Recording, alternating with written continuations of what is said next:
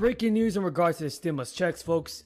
Democrats are now proposing new spending bills in Congress, meaning that a fourth stimulus payment of $2,000 could arrive very soon. We're just waiting on Congress to see if they can negotiate a deal, and for President Biden to sign the stimulus bills into law. Now, I want to see Speaker Pelosi, Chuck Schumer, and many of the Democrats come to terms on a fourth stimulus check and help out the American people. It is definitely necessary that these payments be sent out to help the people that are in need. If you guys agree with me, folks, leave a comment down below saying I agree. Giving every break in the world to corporations and CEOs. By the way, 55 of our largest companies in America paid $0 in federal taxes on more than $40 billion in profit last year. We can ask corporations and the very wealthy just to pay their fair share. Everybody, according to new research, states that withdrew early from unemployment programs pushed few people back to work and fueled a nearly $2 billion cut in household spending, and has potentially hurt many local economies. And 26 state governors opted out of the crisis era programs several weeks before their official expiration date on Labor Day. And many economists claim that enhanced benefits were keeping the unemployed people from looking for jobs and fueling a labor shortage. Oh, you keep them together? No. Our values keep the House Democrats together. So I'm excited, very much excited about that. I talked about how proud I was of my caucus and their commitment to America's working families. According to a recent study, that bet seems to have a limited payoff. Do you agree with the unemployment benefits being cut off, everybody? Leave your thoughts in the comments. Now, states that ended federal benefits early saw larger job gains among the unemployed. Their employment jumped 4.4 percentage points relative to jobless individuals in states that kept benefits flowing.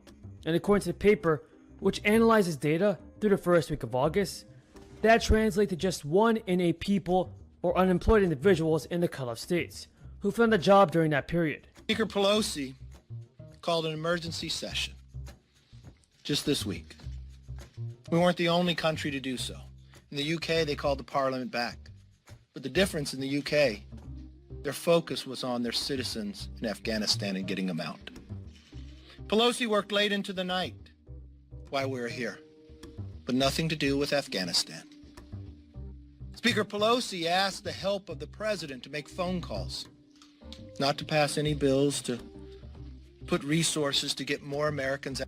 House Democrats, though, did patch up a party fracture to take a critical step forward with the Biden economic agenda. So in the coming weeks, Democrats aim to approve a $1 trillion bipartisan infrastructure plan and up to $3.5 trillion in investments in social programs.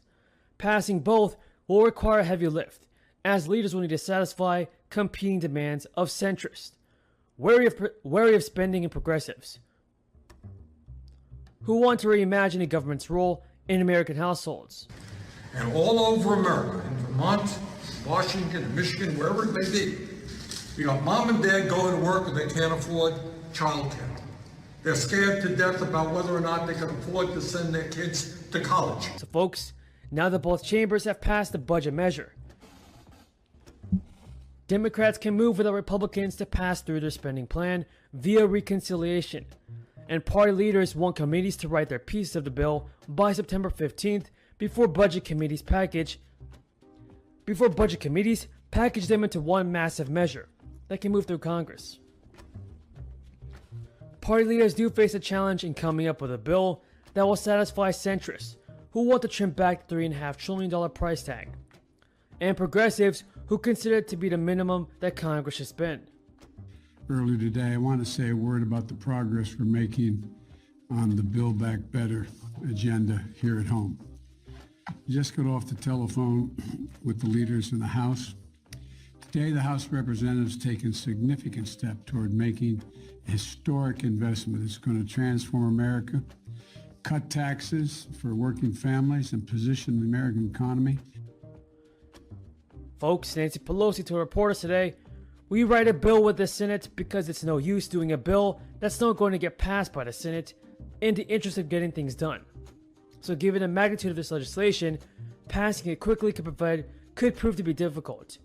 And to appease congressional progressives who have prioritized passage of the budget bill, Democrats can move to pass both proposals at about the same time. And while Nancy Pelosi has given us a September 27th target date to approve the infrastructure plan, the commitment is not binding. Still, Nancy Pelosi noted that Congress must pass the bill before surface transportation spending authorization expires on September 30th. Democrats say the bill combined will provide a jolt to the economy and a lifeline for households. Supporters of the Democratic spending plan, including Nancy Pelosi and Bernie Sanders, have cast it as the biggest expansion of the U.S. social safety net in decades. What do you think about Bernie Sanders, folks? Do you support what he's doing in Congress? Tell me your thoughts in the comments below. So everybody, Democrats do plan to expand Medicare and paid leave as well as child care. They also will extend enhanced household tax credit, while taxing corporations and the wealthy. Democrats hope to sell a wave of new support for families as they campaign to keep control of Congress in next year's midterms. And those have helped to generate staunch opposition on the other side of the aisle. The GOP has cited the trillions of dollars in new spending and the proposed reversal of some of its 2017 tax cuts. Republicans and some Democrats have in recent weeks said that another $4.5 trillion in fiscal stimulus can not only boost economic growth, but have the adverse effects of fueling inflation. Folks, what do you think about Congress? Are they doing all that it takes to send out the stimulus payments? Tell me your thoughts in the comments below. And also, don't forget to subscribe to my channel, share this video with your friends and family, and give this video a like. Thank you for watching, everybody. Until next time, have a great day. Back better for women, and we're talking about child care and child tax credit, universal pre-K, home health care, and workforce development. These are not just about women, but women will predominantly benefit because women predominantly bear the responsibility for many of those important priorities in our society.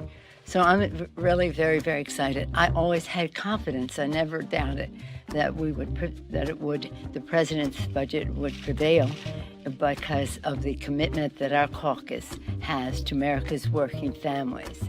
That is what unifies us, whatever our differences at the end of the day.